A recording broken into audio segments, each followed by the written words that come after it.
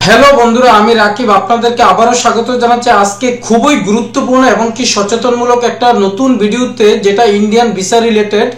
এবং কি আপনারা জানেন, যারা ইন্ডিয়ান ভিসা করতেছেন এবং কি ইন্ডিয়ান ভিসায় ইন্ডিয়াতে যেতে চাচ্ছেন, তাদের কিন্তু একটা ই টোকেন লাগে।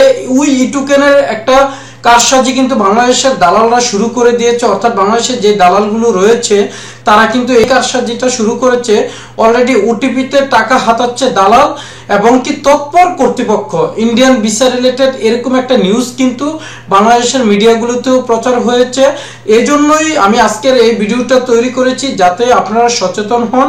এবং কি ভারতীয় ভিসার ক্ষেত্রে যেহেতু ই টোকেন লাগে, এটা তো আমরা সবাই জানি, তাহলে সেই ই টোকেনটা কি করতেছে দালালরা? আসলে সেই ই টোকেনটা টোটালি এখন দালালদের হাতেই রয়েছে। দ্যাট মিনস তারা এমনভাবে একটা সিস্টেম করে নিয়েছে যে তারা ওই ই টোকেনটা নিজেদের মোবাইল নাম্বার দিয়েই তারা তুলে ফেলতেছেন।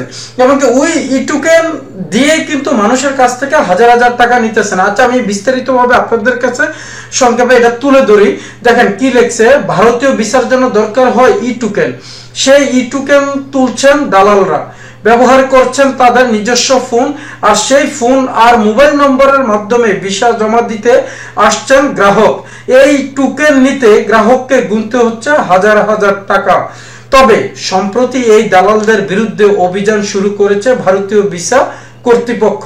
প্রতিদিনই 20 থেকে 30 জন গ্রাহকের কাছে ধরা পড়ছে দালালদের এমন কারসাজি। যদি এটা এখন টুরিস্ট ভিসাটা চালু থাকতো, আমার মনে হয় প্রতিদিন কয়েকশো এরকম মানুষ ধরা খাইতো এবং কি ওনাদের হাতেও এটা ধরা পড়তো যে আসলে এই দালালদের খপ্পরে ওনারা পড়েছে এবং কি ওনারা এই দালালদের মাধ্যমে ই টোকেন সংগ্রহ করেছে।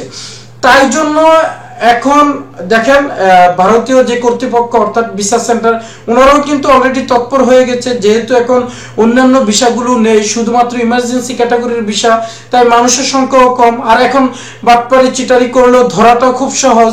তাই জন্য আমি বলবো যে যারা আসলে ভারতের ভিসার জন্য অর্থাৎ ইমার্জেন্সি ক্যাটাগরিতে যেতে চাচ্ছেন, তাদের ক্ষেত্রে আমি বলবো যে এই ই টোকেন নিয়ে যখন দালালরা এরকম করবে, আপনি কিন্তু কখনোই দালালদের কথায়, তাদের কথাতে আপনি সবকিছু করে ফেলবেন না, টাকাও দিয়ে ফেলবেন না। কারণ এখন কিন্তু ওনারা সিস্টেমটা টোটালি চেঞ্জ করে ফেলছে। এটা হয়তোবা আমি আগের ভিডিওতেও কিন্তু বলেছি যে এখন কিন্তু নিজের ফোন নাম্বার ইউজ করতে হবে এবং কি আপনি যখন কাগজপত্র জমা দিতে যাবেন ভিসা সেন্টারে, তখন কিন্তু আপনার সবকিছু ওনারা চেক করবে, দেখবে যে আপনার নিজের মোবাইল কিনা এবং কি নিজের মোবাইল নম্বর দিয়ে আপনি সবকিছুর নাম্বার সংগ্রহ করছেন কিনা এবং কাগজপত্রগুলো আপনি সবকিছু ঠিকভাবে জমা দিয়েছেন কিনা। তাই জন্য বন্ধুরা আমি এই ভিডিওটি করেছি, যাতে করে আপনারা দালালদের খপ্পরে না পড়েন। এবং কি অনেকে অনেক ধরনের কথা বলবে যে ভাই আমি ভিসাটা করে দেবো, এই করে দেবো, সেই করে দেবো। আসলে তো ভিসা দেওয়ার ক্ষমতা একমাত্র রয়েছে ভিসা এমবেসির। এখানে ভিসা সেন্টার ছাড়া অর্থাৎ ভারতীয় এমবেসি ছাড়া ভিসা দেওয়ার ক্ষমতা কোনো দালালদের নেই। মাঝখানে আপনার কাছ থেকে হয়রানি করে অনেকগুলো টাকা নিয়ে নেবে, এমনকি ভিসা না হলে পরে বলবে ভাই আমি চেষ্টা করেছি। অর্থাৎ সেই ধরনের খপ্পর থেকে যেন আপনারা মুক্ত থাকেন, তাই জন্য বন্ধুরা আমি এই ভিডিওটা করেছি। ওকে বন্ধুরা, আমি আশা করি যে আপনারা বুঝতে পেরেছেন বিষয়টা, যে এখন আপনারা সচেতন থাকবেন। আর ভারতীয় ভিসার ক্ষেত্রে কখনোই দালালের শরণাপন্ন হতে হয় না। শুধুমাত্র যারা ভালো বুঝে তাদের একটু সহযোগিতা নিলেই হয়।